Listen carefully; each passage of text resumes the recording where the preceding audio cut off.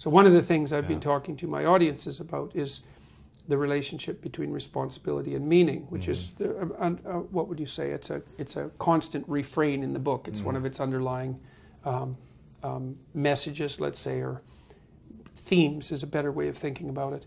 You know, if you start with the presumption that there's a baseline of suffering in life and that can be exaggerated as a consequence of human failing, as a consequence of malevolence and betrayal and self-betrayal and deceit and all those things that we do to each other and ourselves that we know that aren't good, that amplifies the suffering.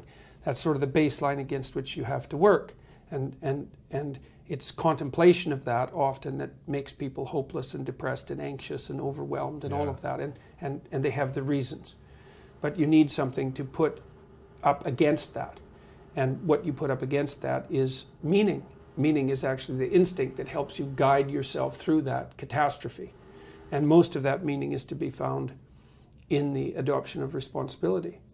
So if you think, for example, if you think about the people that you admire, well, you think about when you have a clear conscience first, because that's a good thing to aim at, which is something different than happiness, right? A clear conscience is different than happiness. Yeah, it's better.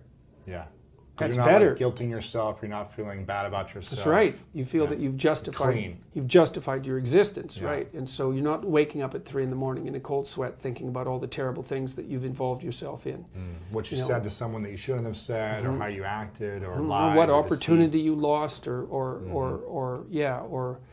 the things that you've let go that you should have capitalized on, and all of that.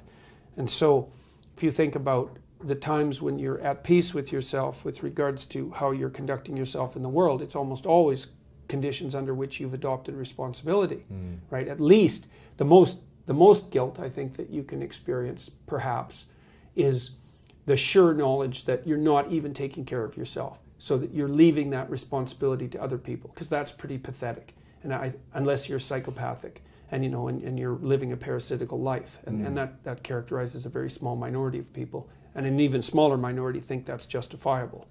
But most of the time you're in guilt and shame because not only are you not taking care of yourself, let's say, so someone else has to, but you're not living up to your full potential. And so there's an existential weight that goes along with that. So you suffer even more when you don't take care of yourself or take the best actions or do the work that you know you can do, and you rely on someone else to support you financially, emotionally, physically, whatever, home, whatever it may be. Yeah, well, because you're not only not being what you could be, you're interfering with someone else being what they could be, right? So you're not only a void, you're a drain. Right. Jesus, that's a catastrophe. And